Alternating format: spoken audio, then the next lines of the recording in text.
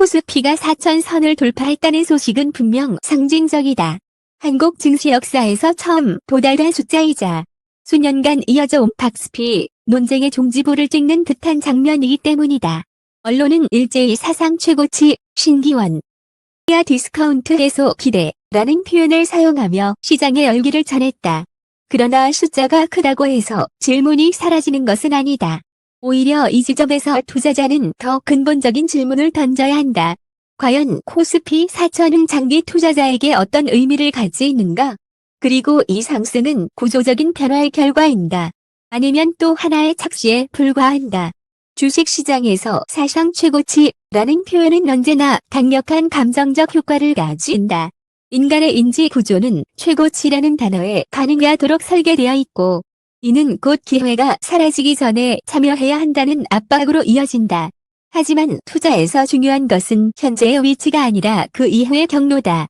지금이 최고점인지 혹은 더 큰 성장의 초입인지는 숫자 자체가 아니라 시장의 구조가 말해준다. 이 관점에서 보면 코스피 4,000이라는 이정표는 오히려 한국 주식시장이 안고 있는 구조적 문제를 다시 한번 점검하게 만드는 계기가 된다. 장기 수익률이라는 냉정한 지표로 시선을 옮기면 상황은 다르게 보인다. 코스피는 단기적으로는 급등과 급락을 반복해왔지만 장기적으로 보면 글로벌 주요 증시 대비 매우 제한적인 성과를 기록해왔다. 원화 기준이 아닌 달러 기준. 그리고 물가를 반영한 실제 수익률로 환산하면 그 차이는 더욱 분명해진다. 같은 기간 미국의 S&P 500 지수는 여러 차례 금융위기와 지정학적 충격을 겪으면서도 꾸준한 우상향을 이어왔지만 한국 증시는 상승과 하락을 반복하며 제자리걸음을 해왔다는 평가를 받아왔다. 이는 단순히 운의 문제가 아니라 시장이 작동하는 방식, 즉 구조의 차이에서 비롯된다. 미국의 대표적인 금융학자인 제러미 시걸린 장기 투자 성과를 설명하며 주식시장에서 진정한 힘은 단기 랠리가 아니라 복리의 지속성에서 나온다고 강조해왔다.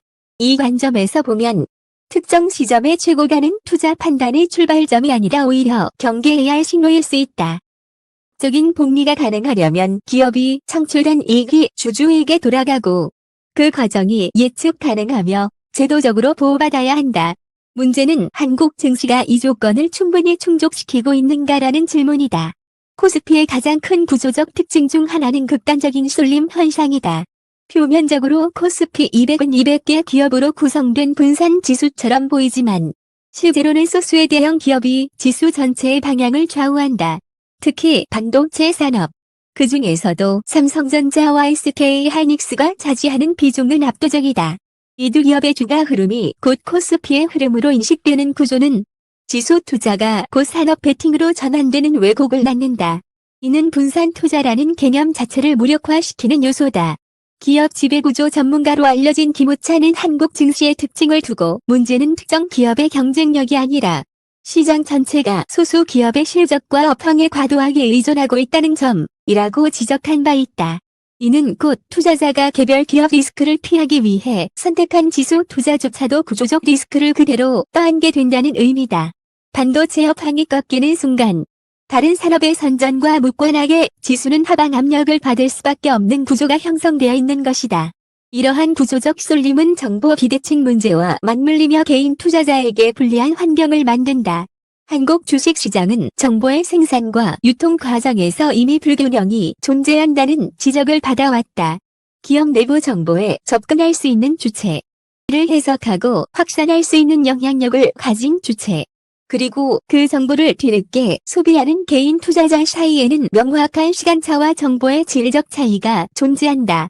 이 간극은 단기 매매가 활발해질수록 더 크게 작용하며 개인 투자자는 구조적으로 불리한 위치에 놓이게 된다.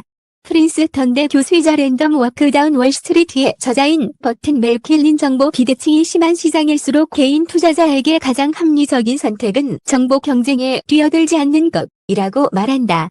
이는 곧 종목 선택을 통한 초과 수익을 노리기보다는 구조적으로 개인에게 유리한 시스템을 선택하는 것이 중요하다는 의미다. 그러나 한국 시장에서는 종목 투자뿐 아니라 지수 투자조차도 이러한 정보 비대칭과 구조적 왜곡에서 완전히 자유롭지 못하다. 여기에 더해 코스피가 안고 있는 또 하나의 근본적인 문제는 주조 가치에 대한 인식이다. 많은 한국 기업들은 여전히 주주를 기업의 동반자라기보다는 자금 조달의 수단으로 인식하는 경향을 보인다. 이익이 발생했을 때 이를 어떻게 배분할 것인가에 대한 명확한 원칙보다는 경진과 대주주의 이해관계가 우선되는 사례가 반복되어 왔다. 이로 인해 실적이 개선되었음에도 불구하고 주가는 제자리에 머무르거나 예상치 못한 의사결정으로 급락하는 장면이 낯설지 않게 등장한다. 이러한 맥락에서 보면 코스피 4000이라는 숫자는 한국 기업의 전반적인 재질 개선이나 시장 구조의 근본적 변화라기보다는 특정 산업과 기업의 호황이 만들어낸 결과에 가깝다는 해석도 가능하다. 이는 투자자에게 중요한 시사점을 던진다. 성승의 동력이 구조가 아닌 사이클에 있다면 그 상승은 언제든지 되돌려질 수 있기 때문이다. 결국 코스피 4000 시대를 맞이한 지금 투자자가 던져야 할 질문은 단순하다. 이 시장은 장기적으로 개인 투자자의 자본을 얼마나 효율적으로 성장시킬 수 있는 구조를 갖추고 있는가? 단기적인 수익 기회는 언제든 존재할 수 있다. 그러나 장기 투자에서 중요한 것은 예외적인 성공담이 아니라 평균적인 결과다. 그리고 그 평균은 시장의 구조와 제도, 그리고 자본이 대우받는 방식에 의해 결정된다. 코스피가 사상 최고치를 기록했다는 사실 자체를 부정할 이유는 없다. 다만 그 숫자가 곧바로 장기 투자 환경의 성숙을 의미한다고 받아들이는 것은 또 다른 위험이 될 수 있다. 오히려 지금은 이 상승을 계기로 한국 증시의 구조를 냉정하게 점검하고 자본이 왜 특정 시장을 선호하고 다른 시장을 외면하는지에 대한 질문을 던져야 할 시점이다. 숫자는 화려하지만 그 이면의 구조가 변하지 않는다면 투자자의 선택 역시 달라질 수밖에 없다.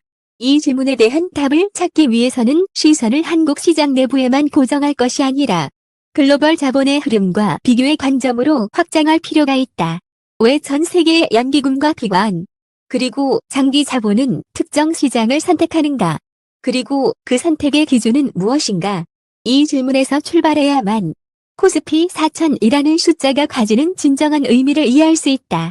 코스피 4000이라는 숫자가 던진 질문은 결국 하나로 수렴된다. 왜 같은 주식시장이라는 이름을 가졌음에도 불구하고 어떤 시장은 장기적으로 부를 축적하는 공간이 되고 어떤 시장은 끊임없는 매매와 불안 속에서 개인 투자자를 소모시키는가 하는 문제다. 이 질문에 답하기 위해서는 감정이나 욕심이 아니라 자본이 실제로 이동해온 경로와 그 논리를 냉정하게 살펴볼 필요가 있다. 글로벌 자본은 말이 없다. 그러나 그 이동 경로는 언제나 명확한 메시지를 남긴다. 지난 수십 년간 전 세계 연기금, 국부펀드, 대형 자산운용사들이 가장 일관되게 비중을 늘려온 시장은 미국이다. 이는 단순히 미국 경제가 크기 때문만은 아니다. 규모는 필요 조건일 뿐 충분 조건이 아니다. 진정한 이유는 미국 시장이 자본을 대하는 방식, 다시 말해 시스템의 진로에 있다. 법치, 회계 투명성, 주주 권리 보호, 그리고 무엇보다도 기업이 이익을 창출했을 때 그 과실을 어떻게 분배하는가에 대한 명확한 규칙이 존재한다는 점이 미국 시장의 가장 큰 차별점이다. 세계 최대 헤지 펀드 중 하나를 이끈 레이테일리온인 자본의 이동을 설명하며 돈은 국경을 기억하지 않고 시스템의 신뢰도를 따라 움직인다. 고 말한 바 있다. 이 말은 투자라는 행위가 결국 도덕적 선택이나 감정적 판단이 아니라 확률과 구조의 문제라는 점을 명확히 한다. 자본은 가장 존중받는 곳으로, 그리고 가장 예측 가능한 규칙이 작동하는 곳으로 이동한다. 미국 시장을 이해하는 핵심 키워드는 주주 환원이다. 미국 기업들은 이익을 얼마나 크게 내느냐 못지않게 그 이익을 어떻게 주주에게 돌려주느냐를 기업 가치의 핵심 요소로 인식한다. 이는 일회성 이벤트가 아니라 수십 년에 걸쳐 축적된 기업 문화이자 제도적 관행이다. 자사주 매입과 소각, 그리고 예측 가능한 배당 정책은 미국 기업이 주주와 맺는 가장 기본적인 계약과도 같다. 자사주 매입은 단순한 주가 부양책이 아니다. 이는 주식의 공급 자체를 줄여 주당 가치의 구조적 상승을 유도하는 메커니즘이다. 기업이 벌어들인 이익으로 시장에 유통 중인 자사 주식을 사들여 소각하면 같은 기업 가치가 더 적은 주식수로 나누게 된다. 그 결과 주당 이익, EPS은 자연스럽게 증가하고 이는 장기적으로 주가에 반영된다. 이 과정은 화려하지도 자국적이지도 않지만 복리라는 강력한 힘을 통해 시간이 지날수록 큰 차이를 만들어낸다. 워런 버핏은 이러한 구조를 가장 단순하면서도 명확하게 설명한 인물이다. 워린 버핏은 훌륭한 기업은 주주를 고객이 아니라 동반자로 대한다고 말해왔다. 그의 투자 철학에서 중요한 것은 언제 사고 파느냐가 아니라 어떤 시스템 안에 자본을 맡기느냐였다. 버핏이 장기적으로 미국 기업, 그리고 미국 시장에 대한 신뢰를 유지해온 이유 역시 이 지점에 있다. 배당 역시 미국 시장의 중요한 축이다. 코카콜라와 같은 기업은 수십 년에 걸쳐 배당금을 한 번도 줄이지 않고 오히려 꾸준히 늘려왔다. 이는 단순히 현금 흐름을 제공하는 차원을 넘어 기업 이주주와의 약속을 얼마나 중시하는지를 보여주는 상징적 행위다. 투자자는 배당을 통해 기업의 성장 과실을 직접적으로 공유하며 그 예측 가능성은 장기 투자 전략을 가능하게 만든다. 반면 배당 정책이 불투명하거나 일관성이 없는 시장에서는 투자자가 미래를 설계하기 어렵다. 이러한 주주 환원 구조는 미국 시장 전체의 장기 성과로 이어졌다. S&P 500 지수는 단기적인 변동성을 반복하면서도 장기적으로는 꾸준한 우상향을 보여왔다. 전쟁, 금융위기, 기술 변화, 팬데믹과 같은 수많은 충격 속에서도 시장은 결국 전고점을 회복하고 새로운 고점을 만들어왔다. 이는 개별 기업의 성공담이 아니라 시스템 전체가 작동한 결과다. 장기 수익률의 대부분이 소수의 극적인 랠리가 아니라 오랜 시간에 걸친 복리의 축적에서 나왔다는 점은 많은 연구를 통해 확인된 사실이다.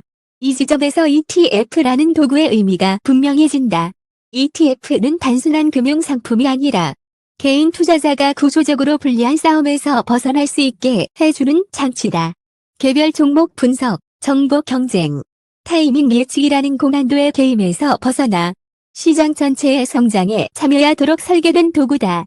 특히 미국 지수 ETF는 앞서 언급한 주주 환원 구조와 제도적 신뢰를 그대로 담고 있다. 개인 투자자는 특정 기업의 경영 판단이나 일시적인 악재의 모든 것을 걸 필요 없이 시스템 자체에 베팅할 수 있다. 프린스턴대에 버튼 멜킬린 대부분의 투자자는 시장을 이기지 못하며 시장에 머무르는 것만으로도 충분한 성과를 낼 수 있다고 강조해왔다. 이 말은 ETF의 본질을 정확히 짚는다. ETF는 전제적인 분석 능력을 요구하지 않는다. 대신 시간이라는 자원을 활용해 확률을 자신의 편으로 만든다. 이는 특히 본업을 가진 개인 투자자에게 결정적인 장점이다. 한국 투자자에게 미국 ETF를 선택한다는 것은 단순히 국장을 떠난다는 의미가 아니다. 이는 자산 배분의 관점에서 가장 합리적인 선택지를 추구하는 행위다. 한국 경제와 한국 기업의 성장을 부정하는 것이 아니라 개인의 자본이 가장 효율적으로 작동할 수 있는 환경을 선택하는 것이다. 실제로 많은 글로벌 투자자들은 특정 국가에 올인하기보다 자신이 신뢰할 수 있는 시스템에 자본을 분산 배치한다. 이는 위험 회피가 아니라 위험 관리에 가깝다. 주목해야 할 점은 시간의 가치다. 적극적인 종목 매매와 시장 예측은 많은 시간과 에너지를 요구한다. 그러나 그 노력에 비해 평균적인 성과는 기대에 미치지 못하는 경우가 많다. 반면 장기 ETF 투자는 투자자가 시장을 감시하는 시간을 최소화하고 자신의 본업과 삶에 집중할 수 있게 해준다. 자본은 시스템 안에서 스스로 일하고 투자자는 자신의 생산성을 높이는 데 에너지를 쓸 수 있다. 이 구조는 단순하지만 강력하다. 결국 투자란 무엇을 사느냐의 문제가 아니라 어떤 구조를 선택하느냐의 문제다.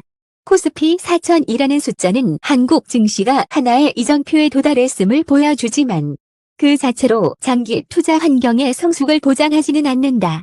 반대로 미국 시장은 언제나 최고점 논란에 시달려 왔지만 시간이 지나면 그 논란 자체가 무의미해지는 모습을 반복해왔다. 이는 구조가 다르기 때문이다. 투자자의 돈에는 국적이 없다. 자본은 애국심을 인식하지 않고 오직 자신이 존중받는 환경을 찾는다. 투명하고 규칙이 예측 가능하며 이주주를 파트너로 대하는 시장에서 자본은 자연스럽게 머무르고 성장한다. 코스피 4000 이후의 선택은 결국 이 질문으로 귀결된다. 지금 이 순간의 숫자가 아니라 앞으로 10년, 20년 동안 나의 자본이 어떤 환경에서 일하게 할 것인가라는 질문이다. 한국 주식시장을 떠나야 한다는 주장은 과장일 수 있다. 그러나 한국 시장에만 머물러야 한다는 주장 역시 근거를 잃고 있다. 글로벌 자본의 흐름과 장기 데이터가 보여주는 방향은 분명하다. 구조적으로 유리한 시스템을 선택하는 것. 그것이 개인 투자자가 불확실성의 시대를 건너는 가장 현실적인 전략이다. 코스피 4000이라는 화려한 숫자 뒤에서 자본은 이미 조용히 다음 목적지를 향해 움직이고 있다.